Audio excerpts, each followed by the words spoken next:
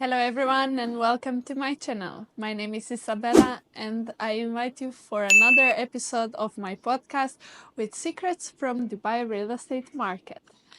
It's an absolute honor and a privilege to introduce a true visionary in the realm of professional development and real estate, Dr. Anand Menon, an authority whose insights have reshaped the landscape of Dubai's dynamic market. And he's not only a pioneer in sales training and leadership coach, but also a driving force behind the Empower performance.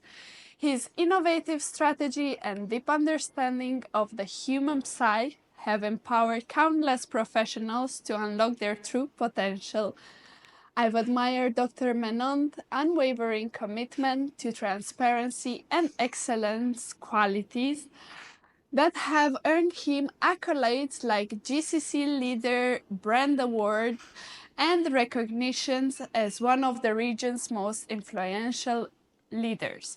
Today, we dive deep into the lesser-known secrets of the Dubai real estate market, exploring issues that impact buyers and investors on a personal and financial level. So without further ado, let's welcome Dr. Anand Menon.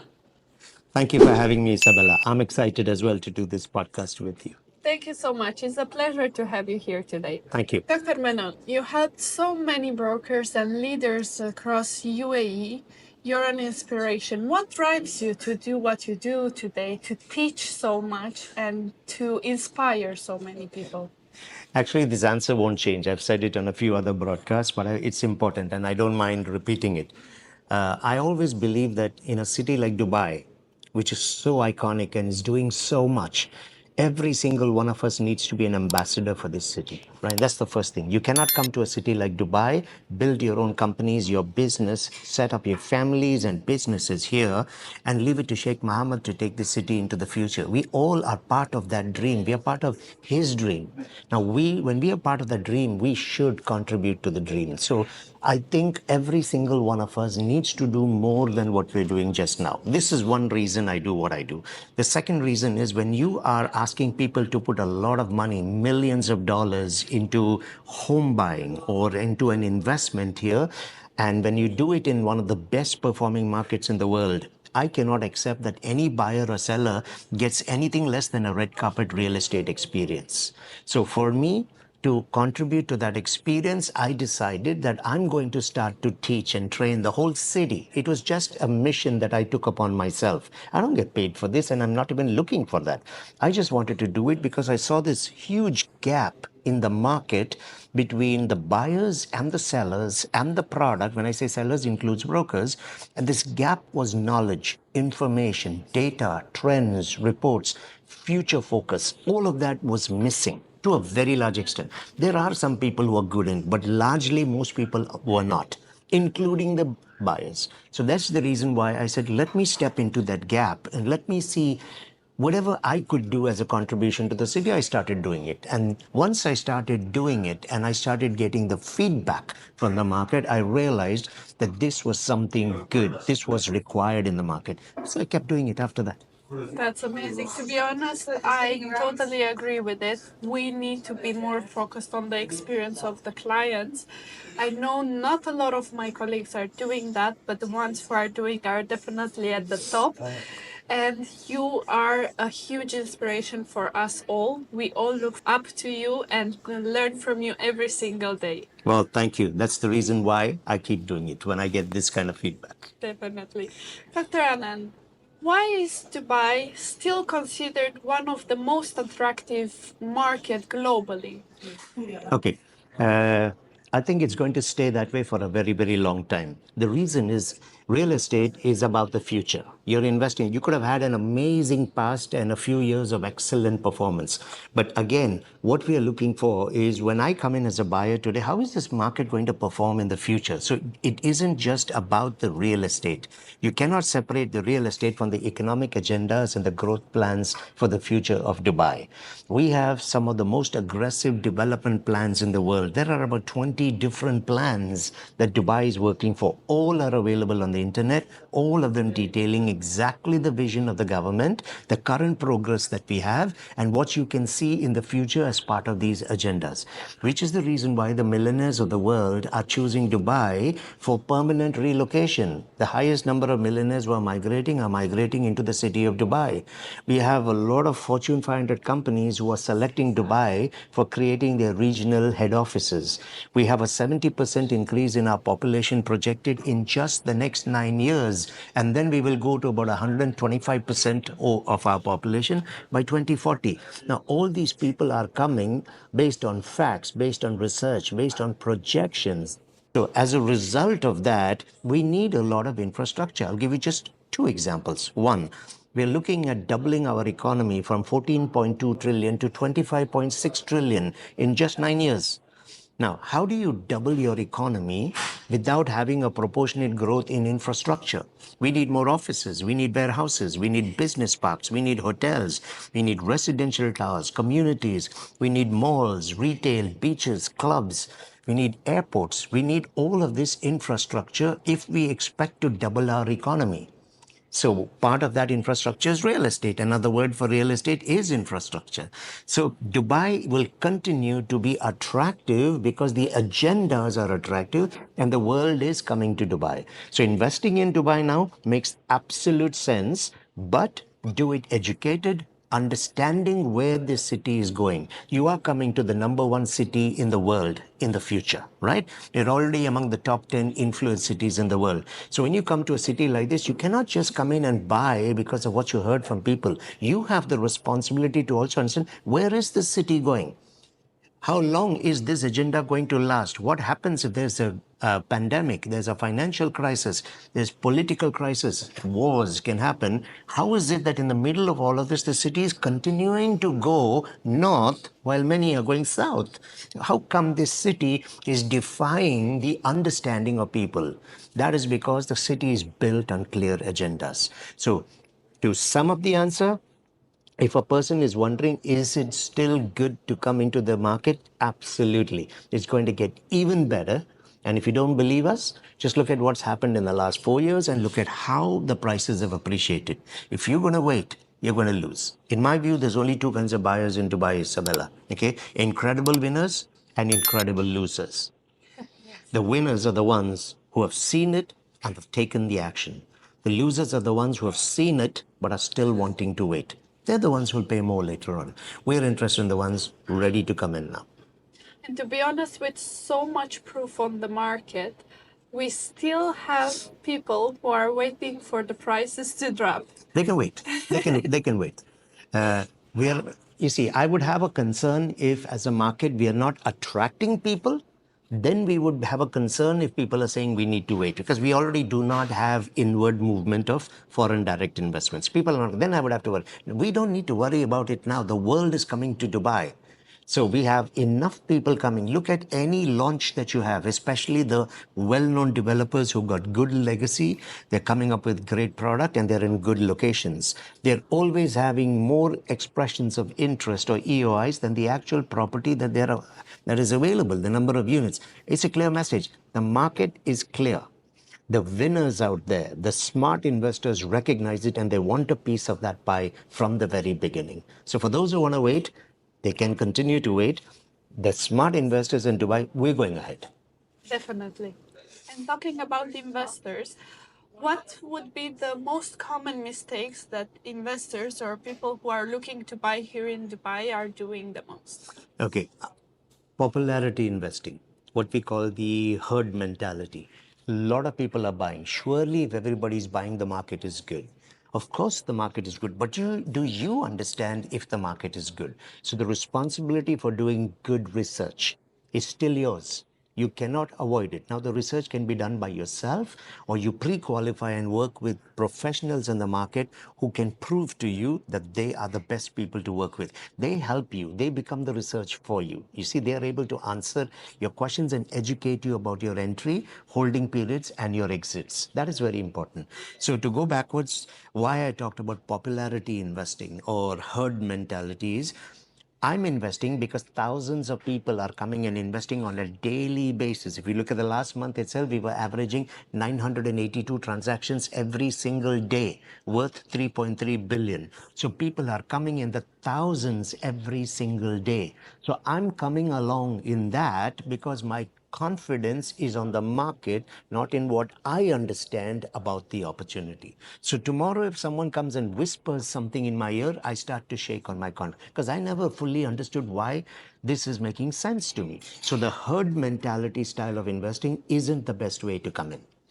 The herd confirms to you that the market is good. Now it's your responsibility to find out why. The second is data backed research. You need research backed with credible sources. Don't just go by what's on the internet. Some of that is just gossip. It's opinions of people. Opinions is not what you work with. Anytime you want to do some research, look for the source of the articles or look for the source of the data. Verify it. Go to the source. It's your money that you're putting into the market. So it becomes really important to be data driven. Third, do not separate real estate as an investment from the economic agendas of the city. The attractiveness of any real estate opportunity is directly connected to the attractiveness of the city it is in. So the city must be attractive first, then the opportunity becomes attractive. I could build the best mansion ever using the best material with iconic design, but it's in North Korea.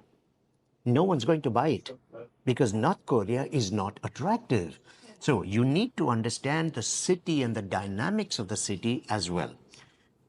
Apart from that, you do have the responsibility to make sure that you are working with qualified brokers, RERA IDs, proper legal visas. And if we don't do that, it means I'm working with someone who is not represented legally or approved to work on behalf of real estate by the government of Dubai. It also tells you a lot about their agencies and companies. When the companies are not going to invest and do the visas and the RERA IDs, it tells you clearly as a company, I will take risk. I will put brokers out in the market. I will put salespeople out in the market who don't even have a residence visa. I will put people in the market at risk because when a buyer comes in, a serious buyer, and says, "Can I see a copy of your RERA ID?" They don't have it. That hurts the brand Dubai to start with. It hurts the whole real estate perception in Dubai, and it definitely hurts that broker. Now, that broker might be genuinely a good broker wanting to make a difference and adding value, but they can't give themselves a RERA ID. They can't give themselves a visa. So we understand the quality of the company that they are representing when they are not even legal in the market. It's wrong. So you need to check and verify that you are working with legally registered and licensed brokers from companies that have got that good reputation. Do a little bit of background search about the history of that company. Today, everybody knows someone in Dubai. We are almost like the center of the world now. Everybody knows someone in Dubai, or they definitely know someone who knows somebody in Dubai. Do a bit of research. It is your money. You need to have that responsibility. Also, what you need to be careful about is the developer that you choose. Not everybody in town is good for you as an investment option. Honey attracts flies. I keep saying this, whether it is brokers, salespeople, or developers, or even clients. Honey will always attract the flies.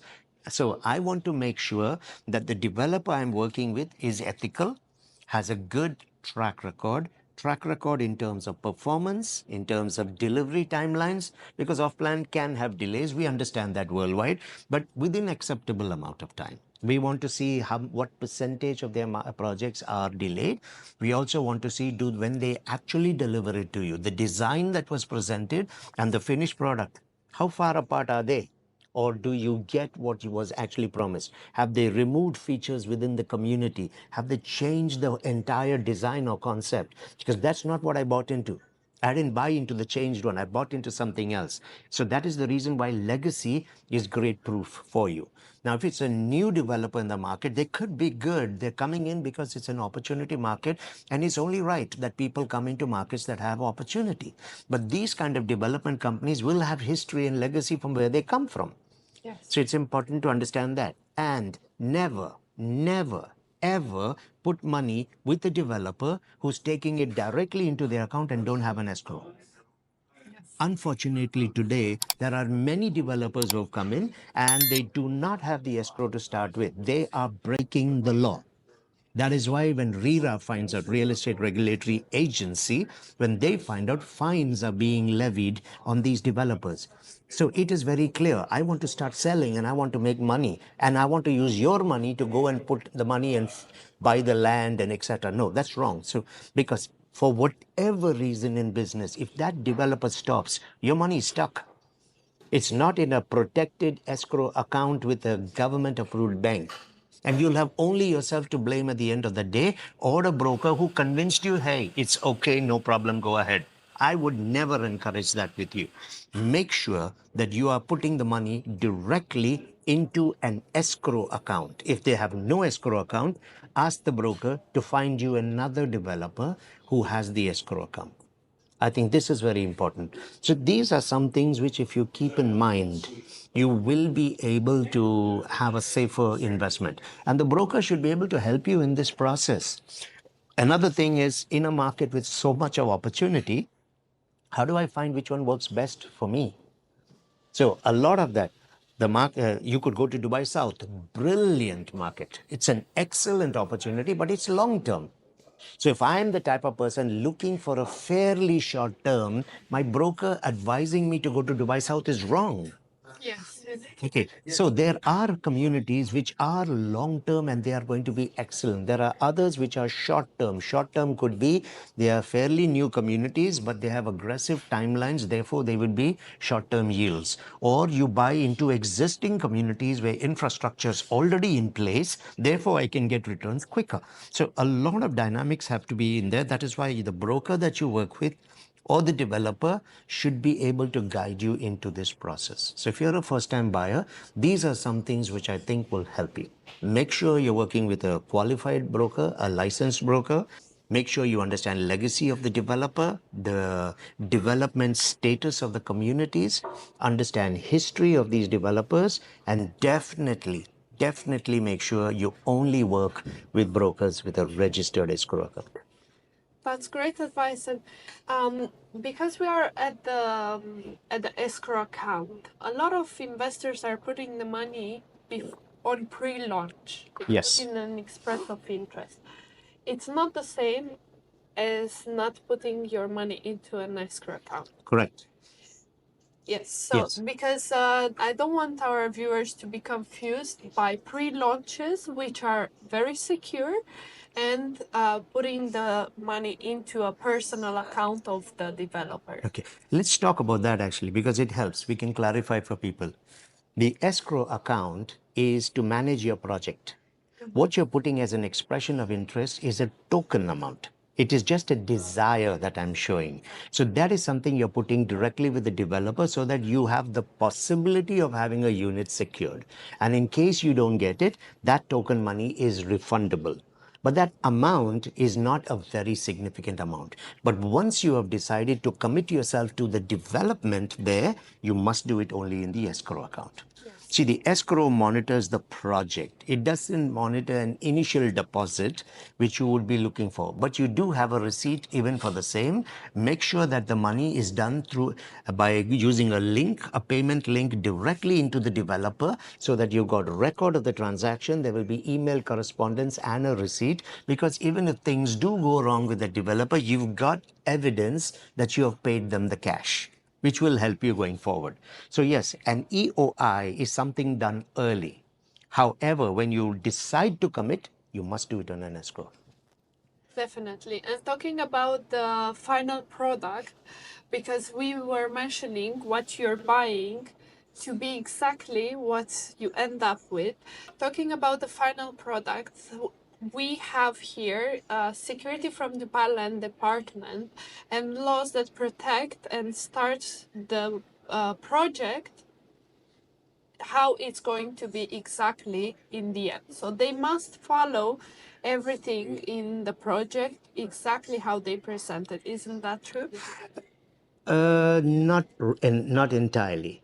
The reality is, and this is something where I think a buyer needs to be comfortable with the idea and the concept. An off-plan project does carry certain amount of risk with it, unlike a ready inventory. You can't change the ready inventory. So an off-plan says this is what we are planning to build based on multiple reasons. We know who we are, we know the requirements of that community, we've looked at the population movements into that area, we've looked at several factors, we've looked at the unique selling points, and we feel this would be good. But things do evolve very quickly in Dubai. So even me as a developer, there is a possibility I might want to put something else into the community which could be good for you. So I might make some adjustments to the design, and that is part of the SPA. The sales and purchase agreement says that the developer does reserve the right to make any adjustments or changes to the master plan, so that for the interest of the overall community and all its investors. You need to be aware of this, which is one of the reasons there is a risk involved with off plan is the fact that certain dynamics can change. The size as The well is one sizes can change, yes. the But type of building can change. with 5%? Yeah, that is for the actual physical inventory, because by law there is livable space within which you need to be there. You cannot just change that. However, many of the amenities in the community could be changed. And that can happen because demand in the markets can change for something different versus something else. For example, at one point in time, you had buildings which never had pools and balconies. Now they started coming with pools and balconies. Good thing or bad thing is a different topic, but you can see a lot of adaptation. You saw at one point there were a lot of buildings coming up with that. Now they've moved away from that. That was post-COVID. Post-COVID, when people did not want to go into community pools anymore for safety, particularly for children and elderly people who are affected most by those kind of diseases. So the privacy of a little pool, even the community pool in their own building, they did not want to go into it. So an opportunity was given to have mini pools, if you will, within your own apartment. So you are isolated from the others. So that was one of the reasons why those came up. Right. So again, based on need, things can be added, things can be removed. It is a risk of off plan. I think everyone getting into off plan should know that. The second risk is completion on time. The third risk would be the actual quality being delivered, which is why checking the legacy and the history will tell you that this developer honors their commitment and actually does deliver what they have promised, gives you the same quality, and does it as close to the completion time that they have said. No developer will tell you clearly handover Q4 2026. That is the salesperson saying it, which is wrong. The SPA says anticipated completion date, estimated date of completion. So what we're saying is this is our anticipated completion date with everything going the way we expect it to go. Now, salespeople should pick up the same language. I should not be telling you, Isabella, completion is Q4 2026. The anticipated completion is Q4 2026. So these would be some of the risks that are which you would never have this problem if you went to a resale market. But then there are certain other challenges in that market as well. You were mentioning right now the difference between off-plan and the ready market. The ready market doesn't have this problem with the delay, as it's ready and it's right there to take it. What are the real pros and cons about off-plan market and ready market? Okay, okay. The first thing that we would need to understand, a good question, is the two are completely different product. Therefore, they don't work for every kind of investor or buyer. So our job is to be able to pre-qualify the nature or the investment appetite of the buyers. Then I know which product becomes more correct or relevant for the person. Now, what's the real difference? With off-plan, what are the pros? The first thing is you have early mover advantage. You come in early, and preferably if you can get it at launch, you will get the lowest possible price. You'll have the longest or the softest payment plans, the highest potential for your returns, and you have maximum flexibility as to when you want to exit from the project. Because you've come in early, you can make a very good return. So you can exit even early, provided you meet the criteria of the master developer and there's been attractive return within the community and you can see movement in the next buyers for that kind of property, then yes, you can go out. So you have those advantages. The risk for you is exactly what we discussed in the earlier question. Not in control or not sure when the project will actually complete. Even if that tower is complete, in the community itself, when will the lifestyle opportunities there, the malls, the lakes, the beaches, the outdoor courts, the golf courses, when are those going to be ready? Because that is part of the lifestyle that you bought into. So I could have sub communities within the larger community ready, but the lifestyle opportunity might take a lot more. The hospitals aren't ready, the schools haven't come, so a lot of that. So that is a bit of a risk. The timeline of completion is the risk again. Changes in design could be some of the risk that you would have. Also, another potential risk that you could have is maybe global situations might start to bring slowdowns, and your money then would be stuck in a half complete or a project that is not really started construction also. There is another hidden danger in off plan, which is very important to consider. You see, the developer will only start his construction when he has sold a certain number of units. Otherwise, he knows his escrow account is going to be weak. If I don't sell a certain percentage of units, I know that in the future from the payment plan, I'm not going to get installments coming in. That would mean I would have to delay payments to subcontractors who are going to enter the construction phases at different points in time. So I already know as a developer that I need to sell a certain number of units to ensure that my escrow is solid. So that could mean in case there isn't enough sale, I might delay my start of construction. Therefore, the completion gets delayed as well. I might even alter some part of it to reduce the kind of cost for me with, of course, subsequent approvals from the government. I cannot just change anything. But these are some of the risks involved with it. How do you mitigate or avoid those risks? Choose someone with legacy. Choose someone you know has promised what they has delivered what they promised. Look at past history. It can reduce, never eliminate completely some of those risks. On the other hand, when I go to the secondary market, the resale or the ready home market, the advantages for me are clear.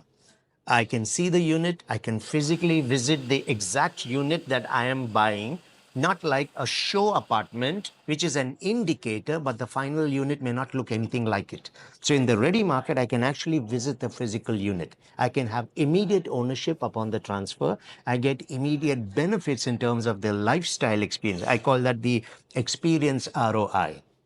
I'm buying a home for myself. My return is not just the gradual appreciation in the market, it's the experience, the lifestyle I'm going to enjoy. So I can get that, or I can immediately start to rent and make a rental yield. These are my benefits when I can come in. I can also check the readiness of the community and decide whether I want to take it or not. So these are in my favor.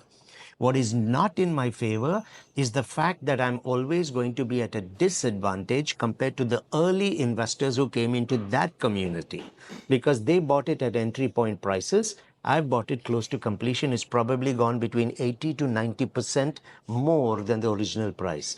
Therefore, in terms of rental yields, the person who bought it early is going to be making double of what I'm making always. So he can undercut me in a way. I'm looking for a 200,000 rent annual. He could put a 190 out there. So now what's going to happen is when a tenant sees the 190 that is out there, I will go to the 190 first. So essentially, when I have picked up the unit and I'm going to list it out there, I will probably help my other owners in the community rent their units faster. Then I will get the remaining interest in mine. Why? Because they can drop the price little lesser than what I'm asking for and still make almost double because they came in early. So they will always have that advantage. The same thing happens when I'm trying to resell. Because I have bought it at X amount, almost two times the original amount, I want a decent return, so I'll position it in the market. My listings will come at a certain amount. Now, when I put it there, that's the asking price which I created in the market. So I could have the early movers who picked up the units in off-plan stages come in again slightly under me. And so their units must sell first before mine will get sold. So I actually will help my other fellow owners in the community sell their units first before the interest comes to mine. So that is the disadvantage. Third one, obviously, being the percentage of return that I'm going to make is not the same as the person who bought it during the off plan. You pay capital appreciation, you pay agency commission fees, Yeah. all So in one. yeah. So I have those are some of the disadvantages that I'm going to have in these secondary markets. However, it does take away a lot of risk from my side. So when the economy might change also, or I'm not sure, because when I buy offline, I don't know what's going to happen. So those factors are there. Let's say it doesn't happen, but I don't know. So I have that to contend with also. But if I'm buying in a ready home, I can see the state of the economy. So I'm sure, at least at the point of purchase.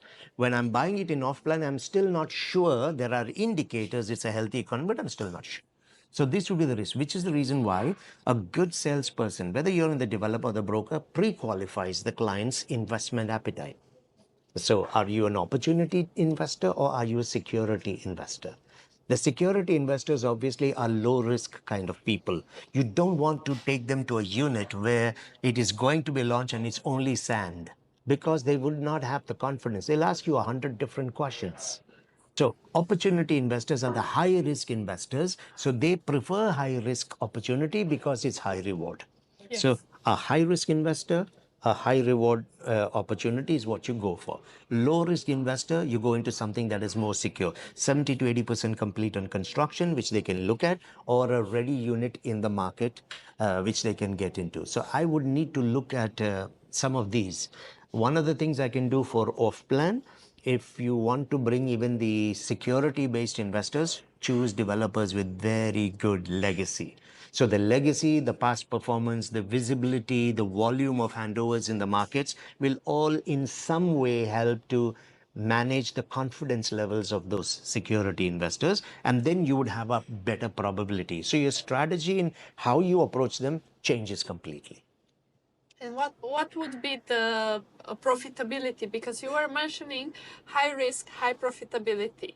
What would be approximately an average of profit in off plan compared to an average of profit in secondary market? Depends on when you want to exit in it. If you're generally a short-term investor looking for a 3 to 4 year timeline, you probably will double your money. You'll make about 100% in those 3 to 4 years. And particularly if it is on a post-handover payment plan, then your returns are very, very attractive because it's an ROE. Your return is on your equity, only the amount of money that you paid, but the appreciation is on the whole unit. So you are also transferring maybe 20 to 40% of the payment to the next buyer, but you're still enjoying the appreciation that came into the market in that community over those 3 years, 4 years timeline. So you could literally double your money. Okay, with your if you're going to hold it beyond, then of course rental yield adds to you. If it's in the market that is a ready unit that you're buying, you'll probably enjoy the 8 to 10% or 12% appreciation in the community and probably 6 to 8% rental yield. So you'll get about 17 to 18%, and over the next 5 years, you will break even.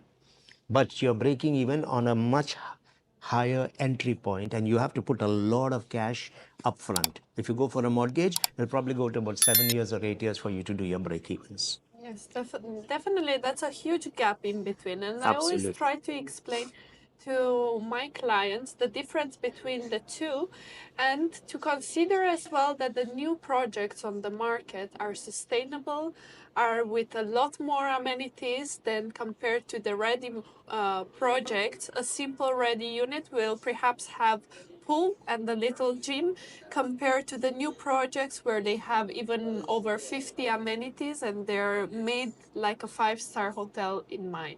Yeah, that will always be there as a disadvantage for the ready home market, because even if I come into a building today which is new, sustainable, 30 amenities within the tower, all of that is fine. But when it's going to get handed over 4 years later or 5 years later, firstly, many of those amenities are not even ready yet. So it's about balance. They're not yet ready. Secondly, buildings 4 years in the future, 5 years in the future would be even more attractive at off plan at that point. Yes. It's just like if you went to 2020 post COVID when we came out, we had amazing buildings, but they're nothing like what we're launching now in just 4 years. True. So the same pattern could repeat. So the advantage is there, But here you're definitely. talking about communities, but if we take, for example, towers, because we do have towers with 30, 40, 50 amenities, when the tower is handed over, the amenities are there as well. Not entirely true here, Isabella. See, my tower may be ready. My amenities are two kinds. Amenities could be leased out amenities, certain restaurants, gyms, preschools, supermarkets, and things like that. So Yes. the physical structure is ready. But if I'm not able to get the retail players to come in, the gyms and all of that, it could take a little bit more time. That's all I'm saying. But I see yes, your point, yeah, yes. yeah. So it is not. That's why I said it's not entirely true. But yes, you're right. It is. It is definitely an advantage. But even in there, I do an off-plan launch today with 30 amenities in the building.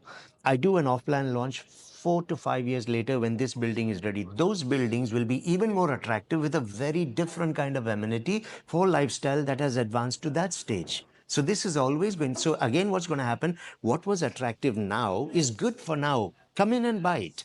Yeah. But if people want to wait to take it as ready, secondary 4 to 5 years later, the new off plan at that point will be even more attractive. Well, that's the beauty of Dubai. We always improve and we always strive for even better. That's the beauty of living here. And it's not only real estate, it's the city as well. Every year we have something new to see. We have something new to attract the tourists and as well the residents. Because to be honest, I live in UAE for the past 10 years. I'm going for 11 years and I'm still not bored in this city. I'm still amazed by this city. Yeah. What I would add to that, and this will make a big difference, especially if investors listen to this, is these changes that you see every year, 2 years, is not random. It's not that, hey, new technology just showed up in one part of the world, let's bring this in. It's engineered, it's part of our plans. So every time you see something new coming up, this wasn't something I thought of yesterday. This was something that we had been already cooking and planning for the last 4 to 5 years, and it was in our agenda. And phase by phase, as we launch our agendas, you see these new announcements coming in. They're new to you in the market, but they're not new to the government of Dubai.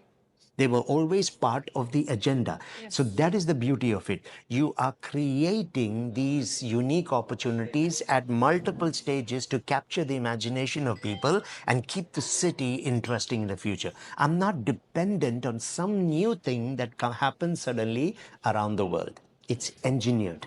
This is where Dubai is different from the others. The vision is just incredible, honestly. A lot of other countries should learn from our sheikh because I'm still amazed by his vision, to be honest. Yeah, I think they will, Isabella. I mean, we learned from Singapore. We learned from some of the other best cities in the world. While we picked it's the offering, that's the blessing that Dubai will give to the future communities and the future cities, just like we have learned from those who went before. It's all about timing, but it's about action equally. For example, today Dubai has picked a lot of things from many cities and executed it. We have cities around us who didn't do the same. Yes, So it's the vision, it's the strategy, and it is the execution. All three must happen. definitely. And because we were talking about pros and cons, I must wonder, can a buyer, an investor, truly make a smart investment here in Dubai real estate, buying it remotely? Because we do offer this kind of services as well. You don't even have to be here in Dubai. Of course, it's a smart decision and it can be done safely and smartly. Firstly, if it was an option that would not be viable in the market, we wouldn't be offering it, right? If we have offered it and we're still offering it, it means there are people who have understood and are able to enter the markets even remotely. Secondly, online buying is actually now been accepted and embraced across multiple industries. The world today is no longer local. So it doesn't mean that I need to physically be present to make a purchase. So I can do it from remote. The criteria does not change because let's say I'm sitting in London or I'm sitting in Cairo today. I still have very limited understanding of the market. So whether I'm working from there or whether I come into Dubai, I'm going to have to rely on a very good professional broker who becomes my intelligence, the boots on the ground, has the ability to do the data gathering for me, evaluating of the best options and taking me there. So whether I'm sitting in Cairo or whether I'm here, I have that person who's going to become the reason I'm going ahead with this. They will be a big influence on the decision. So that doesn't go away. whether you're buying it remote or whether you're buying it here. Secondly, a lot of people just have this confidence when I come in here, I get to see and then I will buy. If you're buying a ready home, I would agree that you have something to see. Even that can be offered remotely. But let's take off plan. What are you going to see when you come here anyway? Sand. So I would walk into a sales center and I would probably see a show apartment, and that is the reason why I would get the confidence. I can do the same with you, Isabella, online. I can be in the sales center and I can show you and do a presentation. You don't have to fly thousands of miles just to physically see it. I'm there for you. I do the Zoom with you from the sales center. I can do the presentation. A walkthrough can be done in the show apartment. The very same thing that you're going to see when you come here. Yes. If your confidence is in me as a broker, then I'm giving you that experience with more convenience already. And in any case, even if you did come to a developer's office, they're probably going to sit you in a room, give you a coffee and play a video, which I could anyway do online with you by going onto their website. They have virtual tours also. So I can give you that whole experience rather than you actually having to physically come here. The confidence lies in the fact that you've done your research well, you've selected the right kind of broker or agency to work with, you've chosen developers with good legacy, and then you understand why this works for you, right? So that is not going to be a major problem. What you have to make sure is a few things there when it is remote is that you make sure that you are buying or putting your money directly into an escrow account. No money, I repeat this, no money to be given to the broker or the brokerage, even with confirmed receipts. No money should be given to them, and no money should be put into the developer's own account. It must go into an escrow account because it becomes much harder for you to handle a complication there, especially when you're remote. That's one thing you have to make sure of. If the broker is suggesting a developer and the opportunity is good, the responsibility lies on you for the risk that you are taking. You have to be clear about this. That's one thing. The second thing is, so look for channels through which the money can be brought into the city. Some countries have got restrictions on the amount of outflow that you could do, percentages, etc. So you have to make sure that that work is done, that is due diligence is done for yourself. Because we are Dubai, we welcome it. Legal channels, I'm talking. We welcome from any country in the world, unless you're on a security blacklist with the United Nations or things like that. All things being said, you're coming from a fair country, everything is nice and clean. We don't have the problem. The problem would be the processes in your country by your government. Make sure that you check those out because you don't want to get stuck later. The third thing I would probably want you to consider is the liquidity or the strength of your currencies. When you're not, say, linked to the dollar or a strong currency, fluctuations in the market can actually hurt your investments. Now, your investment is protected in Dubai because we are pegged to a secure currency, which is the US dollar. So the investment won't fail you. But it might become a little bit more expensive for you. For example, the Chinese yuan has just dropped so much now with what's going on. So people who bought actually into a property, maybe even just 2 months ago, are now going to feel the pinch for their next installment, which might come in 4 months' time. So these are a few things you need to be clear about, particularly if you're buying remote. Yes. That your currency, how strong is it, potential for fluctuation. You should look at your ability to have enough liquid cash because your economies, if they're not doing well, can hurt your investments going forward. Make sure that you're putting the money directly only with developer, never through the brokers. Make sure you're putting it directly into the escrow account. Make sure that the channels that your government legally allows you to send that kind of money outside within a year. For example, in China, $50,000 a year per person.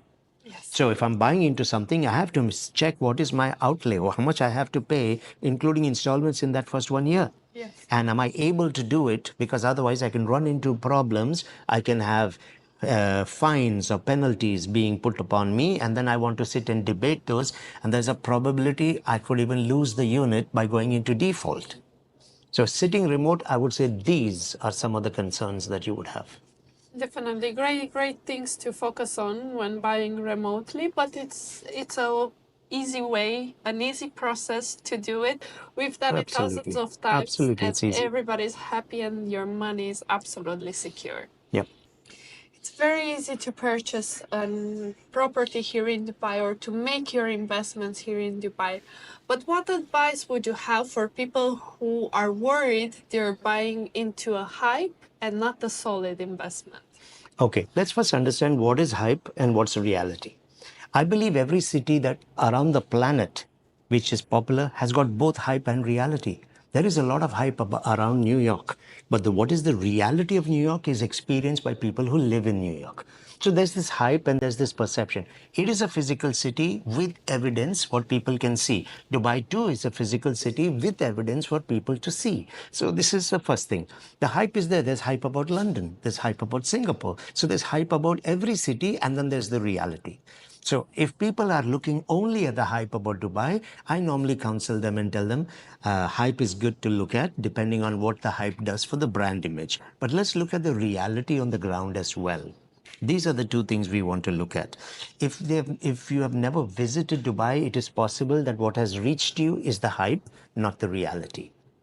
But if you were to talk to any of your friends or family who actually visited Dubai, they will focus on the reality and not the hype. We have international reports. I don't want to use local reports when I'm talking to an international buyer because he can tell me the local reports could be doctored to promote your city. But you cannot say that if you're talking about a Henley and Partner report on millionaire migration, which is a global report. You cannot do that about a Knight Frank report, which is again a global report. You cannot do that on the UBS Global Real Estate Bubble Index report, which comes from Switzerland. You cannot do it on the Savills Prime Residential Indexes, which comes out of the UK, like Knight Frank. You cannot do it on the Global Power City Index reports, which come out of Japan, mapping the whole world. You cannot talk about these things when you look at a GEM report, the Global Entrepreneur Monitor report, which looks at level A, level B, and level C economies. 50 countries around the world are mapped. So if those reports can hold true for 49 countries, why would they not hold true for one more? Exactly. So, one, look at credible sources of information. Study the source first. It's very important. If the source is credible, their data will be credible. That's one. Secondly, look at the economic agendas and the future of the city. Everything published, visible, nothing hidden. Then look at all the announcements and the projects that have started. I'm talking infrastructure projects, not the real estate. Look at everything in the last 2 to 3 years. Every time something is being announced, you will see in the newspapers in line with the Dubai economic agenda, in line with the Dubai urban master plan. Last year when we had the rains, Sheikh Hamdan announced a stormwater drainage system. 2 days ago, we had the announcement that contracts worth 1.4 billion have just been awarded for the drainage system. So you will see there are announcements in the city and there are actual executions of that, which is the evidence. Coming specifically to real estate, the new company, when Dubai South was announced, it's announced as part of the Dubai infrastructure. So then you will see developers responding to that and coming in and offering the infrastructure there. Then what you have to look at is the actual transactions registered on a daily basis. One thing is international reports, which is giving the green tick to Dubai. Second is the government, which is giving a green tick. The government infrastructure projects and the economic agendas giving the green tick. Developers offering the opportunity. But are people actually buying? That is the reason why you look at the numbers on a daily basis and you will see everything is coherent. They're all working together. There is nothing that is disconnected. So the reality in Dubai is what you need to be focusing on. We have become so popular as a city that what is reaching you is the noise. Because you may not have access to these reports, you may have not visited Dubai, you might not know what's happening on the ground. So what you're left with is the noise. You see, the noise will travel faster. But the reality is anybody actually did their checks, referenced it, or worked with people from here, they will understand that people are buying in our reality of today and in the promises of tomorrow, which is where some of the hype is. Yes. And it's easy to get confused if friends, family, acquaintances are all experts in any domain. So you need to do your research properly. Yeah, one is that do your research. Secondly, your friends may be living in Dubai. They believe in the city. They enjoy the value. Some of them could also be investors. They might even have 20 units. It doesn't make them an expert on real estate in Dubai. When you're considering real estate in Dubai, you can listen to your friends, but speak to someone who's actually an expert in real estate. I may have 8 units in Dubai, for example, right? I have 8 units. I have specialized. I've done it with A, B, and C developer. But now you want to enter the market. I'm not the expert on the market. There's 200 other developers who are in there who are also good in the market, but I don't have the authority to speak on them. But you listen to me because I'm your friend. So that is the reason why, right up front, in some of the earlier questions, we said choose a broker or a salesperson responsibly who will advise you correctly with the facts in the market. That's when you work with the reality and not with the hype. We love the hype. Every city likes the hype. What draws people to New York? Not just its physical, but it's the hype.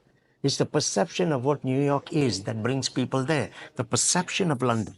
So our job is to make sure that that perception is matched by the reality. But if you don't come to Dubai or if you don't go to New York, that's all it will remain, hype. Exactly. But it doesn't mean it's not real. True facts. And because we talked about friends and family with good advices, what would you say to those who still think that Dubai might be a bubble risk? Okay, let's first clarify the thing about friends with good advice. All right? Let's say you got some physical ailment, some kind of sickness, right? Friends and family thinking about your well being will give you a lot of advice. But you still want to go and consult with a physician because the physician is the expert on it. Now, while as a friend I care for you and I'm giving you genuinely good advice, it is limited to the extent of my understanding of what's wrong with you. So you would actually still go to the expert for the real advice. I would bring the same into real estate here, okay? So when you talk about the risk of the bubble, we've been hearing this from everybody, and in particular, they'll go back to 2008. But in 2008, this happened. Habibi, 2008 is Jurassic Park. It is 16 years in the past. The whole world has moved forward. And when you point at Dubai and say, but what about 2008? Let's look at the city you came from. What happened in your city in 2008? 2008 was global. Disaster. Yes. When I was in Singapore, I had a lot of people asking me this question. Yeah, but what happened to Dubai? What about 2008? I said, did you know that the first country in the Far East to declare a recession in 2008 was Singapore, your own city? So if I sat here and took you backward 16 years and told you, hey, what happened in Singapore in 2008? That would be very unfair to you and your city. It started with the Lehman Brothers crashing in the US, and then it moved outwards, hit the banking systems, and eventually the whole world was affected by it, including Dubai. So why was it necessary that Dubai had to have a unique solution when we were a very young city at that time, when all the economic giants of the world were also on their knees? And let's remember how fast we recovered That from is the second thing I was going to talk about. Everyone will focus on 2008. Nobody's talking about 2011 and 12.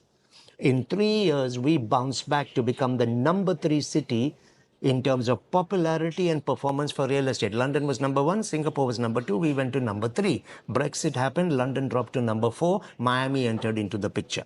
So, however, we were there among the top 3 in just 3 years later. So I always tell investors that's exactly why you put your money in Dubai. Because when you put your money into a city, you want to put it in not knowing that it is insulated from any kind of crash. Global crashes will affect you. But what you want to know is if there is a crash, I want my money in a city where the city will bounce back faster than anyone else. That's exactly why you come to Dubai. Exactly. Yeah. Secondly, a bubble in any market is where any particular industry is pulling away with a consistent increase in price over a prolonged period of time. But the economies are flatlined or having marginal growth. So you see an economy growing like this, and you see one particular industry going like that. There's a huge gap in between which cannot be sustained. That will collapse. That is a bubble. When you look at Dubai, we do have an increase, consistent increase over a sustained period. We're now going into the 5th year of increase. So by that definition, it looks like it's a double. But look at what our economy is doing as well. The economy is consistent. consistently going up. We have a 70% increase in population. We're going to double our economy, You can GDP. feel them on the streets. Yeah, absolutely. We are doubling foreign direct investments. We are opening 3 new logistics and business corridors to the rest of the world. We are adding 400 cities in the next 9 years into our trade maps. So there's just so much that's going on. The economy is upwards. We have the most stable economy in the world today, according to the US and World News reports. GDP growth rate projected by World Bank and IMF this year for the world is 3.2. For the UAE is 5.1, with 70% higher than the world average. So when you have a strong economy, stable economy, and you've got a huge increase, almost doubling of your population, doubling of foreign direct investments, how is it possible for real estate not to continue to grow and have demand and therefore have a price increase? Definitely. Yeah, there is no bubble in Dubai. We don't expect the prices to drop. As we mentioned earlier, there is no bubble and we are still going up. 100%. Like I said, those of you who are watching, you could be in one of two groups, incredible winners, or you could be incredible losers. With hundreds of projects coming into the market every year, how can one overcome this analysis paralysis and know the difference between the prices, good ROI areas that they must invest in? Okay, let's firstly understand why are so many projects coming. That is causing confusion with people, oversupplies in the market. Remember today, Dubai is a market to the world. We're not a local market or a regional market. The whole world is coming to us, which naturally means there's a sheer volume of people wanting to come in. Now, to take care of that volume, to have capacity, we need to have so many launches. So the first thing is the launches are not just happening without being part of a big vision or plan. So we have it. However, we are launching these projects for all kinds of people coming in. So by default, almost 85 to 90% of those will not even apply to you. You don't have to be spending your time looking at villas on islands which are launching if you're not going in for that kind of property. You don't have to be looking at townhouses and villas if your interest is in apartment. You start filtering straight away. So who would help you best to do that? An expert from within the market. Which is why I keep saying it, find someone who has got a good track record, good reputation, and can demonstrate to you their expertise and ability to find you what you're looking for. Otherwise, you're trying to look for that little diamond in the middle of a huge haystack. They can save a lot of your time and the effort. They understand the communities. We have access to information internally from many of these developers, which you won't get sitting out there. Work with these people, automatically the filtering is done for you. They qualify you first. The problem is not finding something in Dubai. We have something for everyone. The problem is first understanding, what do you want, Isabella? And once we understand that, leave it to the experts who will do the filtering for you and bring you 2, at best 3 options. You don't even need to look at more. If these 2 or 3 are going to give you exactly what you're looking for, what does it matter if there's 30 others that will do the same? You just need to look at the 2 or the 3 that are best fitted to your need. That is the responsibility of that professional broker or agency to provide to you. So if you can understand this, you will immediately recognize the importance of having to work with a good professional in the market. They are going to make your life so much easier, and you'll actually enjoy your experience with the Dubai real estate market. And that covers also the question, why would I work with an agent when I can go directly to the source to buy it? Well, you never know what you're ending up with as an investment, but working with an agent, with a broker, is definitely the key here, as you mentioned. An experienced and qualified broker. Exactly. Yeah. I'll add just to your answer. Okay, let's say I'm a developer. I have a mandate to sell my product. I am not going to tell you that there is someone else better than me in town. Of course not. Secondly, I will cover my history, which may have a few questionable parts on that journey, because I want you to buy from me. So this is the reason why when you work with that professional broker, they'll tell you, yes, this is a good developer. They've got very good history. You will make good money. But let's also visit this one, because they too can give you exactly what you're looking for. And once you've seen both, based on what you like and what we agree on, let's lock in one for you. That would never come to you directly from a developer. Definitely. High ROIs are thrown in every single brochure, but how one can choose exactly which one is cherry picked and which one is just thrown for the numbers there? Okay, firstly, if an ROI is mentioned in a brochure, the brochure must quote the source. If the source is not quoted, then I do not have the ability to verify whether those numbers are accurate. A brochure could end up being just marketing, right? But let's give credit to the developers who are putting the ROI there, provided there is a clear source that I can verify independently. If you're giving me that, then I'm willing to look at some of the ROI. That's the first thing. The second thing, what you have to really be careful about, which no one talks about in Dubai, literally, is most ROIs are projections and averaged. People will tell you last year Dubai was doing 19.54% ROI. Well, yes, that's 19.54 for the whole city of Dubai. It includes villas, it includes commercial, it includes plots and everything. I need to be able to bring it down to, if I'm going into an apartment, what was the ROI for that one bedroom apartment? If I need to bring it down to that specific community, what was it, the ROI for that? I cannot throw averages at people because people are buying based on an average. Whenever you see a number thrown at you from the market, it's an average. What does that mean? It means that there are some who are actually performing more than that and some who are less. That's why you have an average. You need to check this developer that you're visiting, are they above or below? So, which is why an average is very dangerous. An average is indicative of a community or a city, but never about a particular developer or a product.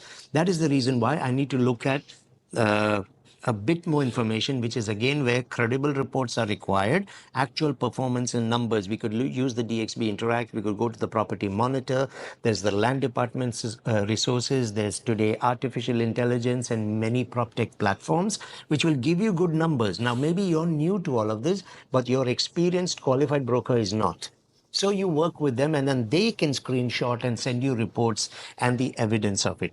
Very important. Within the same community itself, two buildings next to each other can have different ROIs. Depending on who is the developer, the quality of the material, the design and livability or lifestyle spaces offered within the building. Parking a BMW next to a Bentley doesn't make it a Bentley. A BMW is a great car, but you don't compare the BMW to the Bentley. And just say both the buildings are next to each other. There are so many things that influence the ROI. You could have a branded residence next to a good quality normal residence. The branded residence will outperform the other one because there is so many more pull factors into that building.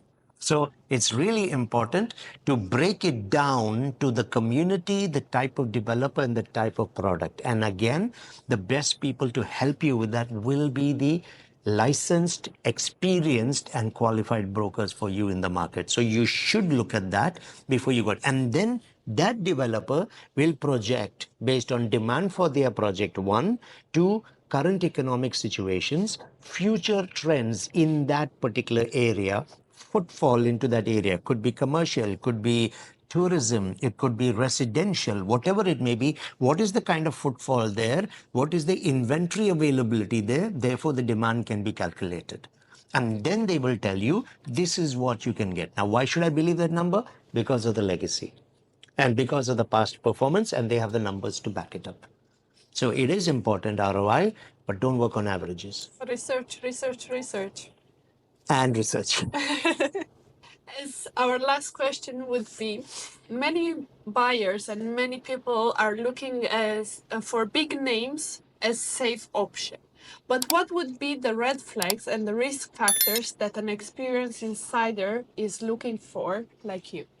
Okay, I think the first thing is a big name is good because obviously there's a lot of investment behind the name. But you cannot simply go with someone because they're big. History has shown us already several companies, large brands eventually collapsed or the things were not exactly the way it seemed to be. While it is a confidence booster, I think we have to go a little behind the scene to understand what is happening. And once again, the same things we've been talking about. Legacy will tell you there's track record, there are reviews, you can get onto Google, you can talk to people in the market, you know people who know people in the market. So there's a lot of references that you can have. On the inside, every company would have something that may not be working well. No one's perfect. That's okay. We expect those things. As long as people also are involved in the process, things might not go well. What you want to do is to be able to differentiate the best possible big names with the lowest possible risks that you can have. There's nothing that's going to be there that's 100%. So again, work with experienced brokers in the market. They would be able to make sure that you don't have those issues. One big flag for me, even if the broker is big, is the escrow account. Is the escrow. You can be as big as you are. If you're not respecting the law, if you're not initially putting your own investments to own the land completely and the 20% required in the escrow, that's your money. If you're not putting that in to get approval to have the escrow account, then you're playing with money from the investors because you want them to bring the money to you. Then you will pay up for your plot. Then you will put money in the escrow, but it's not your money. So there is almost minimum commitment from you as a developer. You're riding the wave just because you're a brand. And now what you're looking at is investors are paying for you to even get your licensing in place for the escrows. Wrong in the market. So you have to be very careful about that. So you could be a big name. Ask for the escrow account. If it's not there, tell that developer, when your escrow is ready, get in touch with me. This is a big, big flag for me because it shows the intent of the developer that they're not willing to put their money. They will minimize even that risk by using your money. And because it's not in an escrow, you are not protected. Where would you even go? Which court would you go to? Yeah. Because you have broken the rules as well. This is why, to me, that is a big, big flag. The second, I think, is very important is that whoever you work with must prove themselves to you. Registered brokers, RERA IDs, good knowledge of the market, facts about how the market is performing. I think if you can get these done correctly and do all your referencing, so it's research and reference. If you can take care of this, then I'm really not worried about a big name. It could be a smaller name coming in, but they may be big in some other country. That's okay. Your legacy is there. But here you may be new. But if you're doing things right, then I'm going to work with you. As simple as that. Other than that, I don't think you have to worry about the flags. Your two big flags for me: choose your broker carefully. He will take care of everything for you. Yes. And ensure the escrow because the broker is really good. He should be advising you. Don't work with this developer yet because they don't have an escrow. You're not protected. And even if they have a lot of experience in the market and they advise this to you, don't work with such a broker. 100% true. Dr. Anand, thank you so much for all the insights of the market. I hope we covered everything for our viewers. And if not, I'll invite you next time to cover more questions. But leave your comments down below so we know what exactly are you interested in and what dilemma are you facing at the moment with Dubai real estate market. I appreciate your time so much. And thank you, Isabella. I hope the viewers will follow you as well. I'll leave the details down below. Thank you. I want to thank Reformatory Lab for allowing us to use their beautiful coffee shop here in Dubai. Their first coffee shop, but don't you worry, another two are coming in Jumeirah and in Al Quds. They're roasting their beans right here in Dubai in Al Quds. So if you like to have a great coffee or buy a great coffee, look them up and come to their shop to enjoy one.